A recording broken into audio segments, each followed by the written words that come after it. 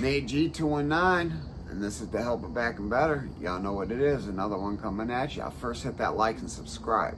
Hit that channel if y'all want to help out. Today is September 27th, and it's like 8:45 in the morning, but you know that does not matter.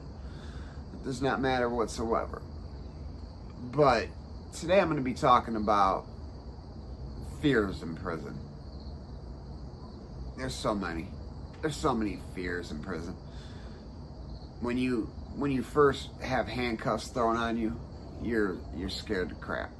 I mean, you're about to crap yourself, literally. I remember the first time I got put in handcuffs. I had to run into that cell because I almost crapped my pants. But I was also 14. So, you know, after the first couple times, you're no longer afraid of the handcuffs. Then you go to jail. You spend a few weeks, few months in jail. You're no longer afraid of jail, but you're scared to go. When you first go, you're scared shitless. I'm not gonna lie. I was. Everybody I know, if they tell you they weren't, they're liars or psychopaths. So you go to prison. It's a whole different fear. Now, I was scared shitless. Everybody was scared. I know people that have done 20 years for taking lives that were still scared of going to prison. Prison's not a cakewalk, guys. A lot of people out here running around, toting pistols illegally, shooting at cops. I like this Trayvon Bird guy running around Portage. He was on a high-speed pursuit, jumped out, shot at cops, got away. They got his mugshot everywhere. Trayvon Bird's his name. He shot at the cops and got away. He hit a house. Nobody was injured, fortunately. But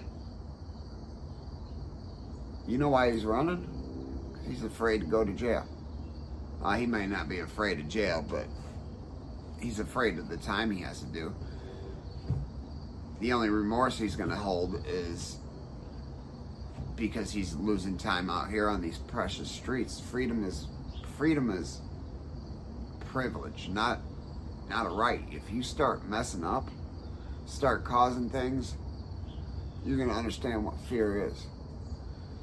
I mean, the fear of prison is such a thick, you can't describe it. If you know you're going to prison, you're going to be scared. So, one thing that's scarier though. So, I was sitting there. It was August of 2015. I was in Michigan City Prison, Indiana State Prison, maximum security unit. I hear my name called over the loudspeaker. Report to the counselor's office. You've got a phone call. Wait a minute. First of all, I've never heard anybody in my life get a phone call. Ever in my life get a phone call.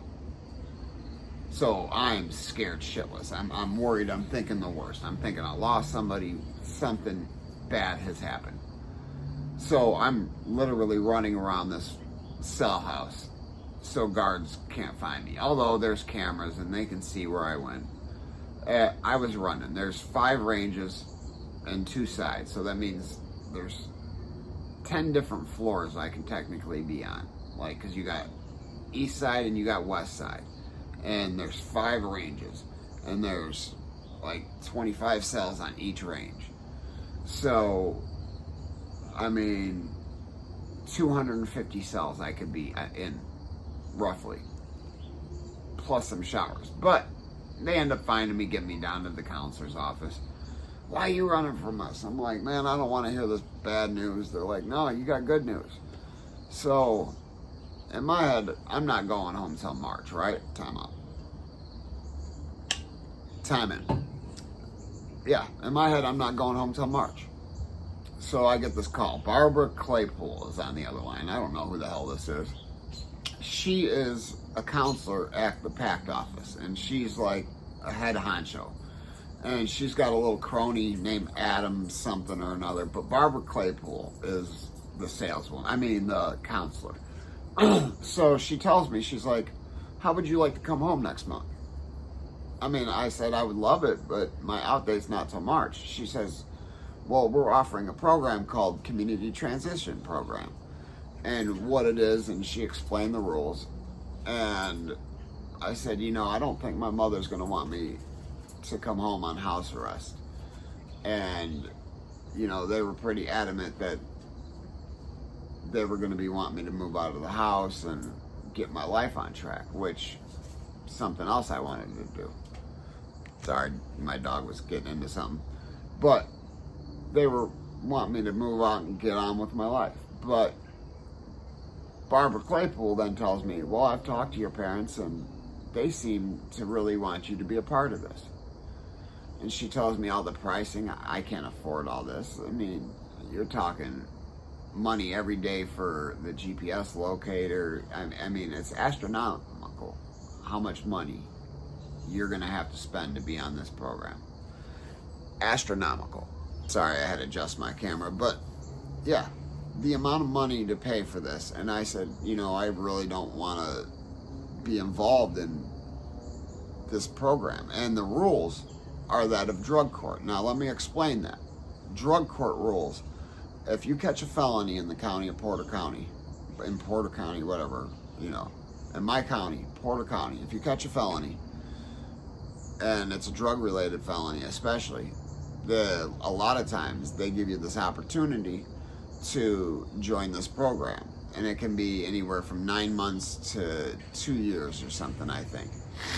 Well, if you successfully complete this program, your record gets wiped clean for that case. If you caught that case, that felony's off the record, everything is gone. Yeah, you were charged, but you got rid of it with drug court. You're not a convicted felon for that situation. Well, I'd already been a convicted felon. I'm in prison at this point in time. So part of these rules is you can't have a girlfriend. You got to be on GPS locator for so much amount of time. A lot of times you got to live in a halfway house, yada yada this, woo woo that, a bunch of bullshit. I mean, it's like a dictatorship you signed up for. They'll do home visits, they'll spy on you, and they will just haunt your life. So if anybody's ever being offered that type of program, if you at all don't think you can do it, you can't do it. Because you have to be more than a little devoted to it. It's a horrible thing. But anyway, CTP, the rules are the same, except my felony does not go away. I'm already a convicted felon. So my reward is coming home 6 months early and having to pay thousands of dollars. But I took it. I took the CTP. So September 28th, 10 years ago from tomorrow, I come home on an ankle bracelet. And I'll tell you one thing though. Coming home, you want to talk about fear? I was scared going in. I was a trembling little kid walking behind the wall of that prison, especially maximum security. Minimum security, I was nervous. When I walked behind the wall of that maximum security prison, I'll tell you one thing. Scared, ready to crap in my pants. But going home, man, I crapped all night long. I had diarrhea all night long. I didn't sleep. The night I did come home, I didn't sleep. I couldn't sleep for like 2 or 3 nights. I was just so much had changed, and life had changed so much, and I had changed so much that it was a setup for failure. And let me tell you one thing. I did fail that program. They didn't want you to hang out with girls and stuff like that. And I'd hung out with a few people after I got my ankle bracelet cut off. And they looked through photos on my phone and they go, Mr. White, do you even want to be on this program anymore? And I said, no, I don't. I'd lost my mother. I didn't care about life. Honestly, I was on the verge of getting myself taken out. I was not there. I was not there. I was going to leave behind my son, my 13-year-old daughter, She wasn't 13 then, but I was not good. I was not a good father. I was not a good person. I was not in my head. I wasn't. I was so scared of everything, and still sometimes today I get scared of things. Like, I still have nightmares and stuff like that, guys. Prison isn't a place for you. You think going there is scary? Once you get conditioned to live in that type of lifestyle, coming home is even scarier. But never forget life's choices, guys, because if you don't go to prison, I mean, you won't ever have to face those fears. Think about that. But hey, hit that like, hit that subscribe, hit that channel if y'all want to help out. Always remember, if they ain't hating it, you ain't making it. Peace.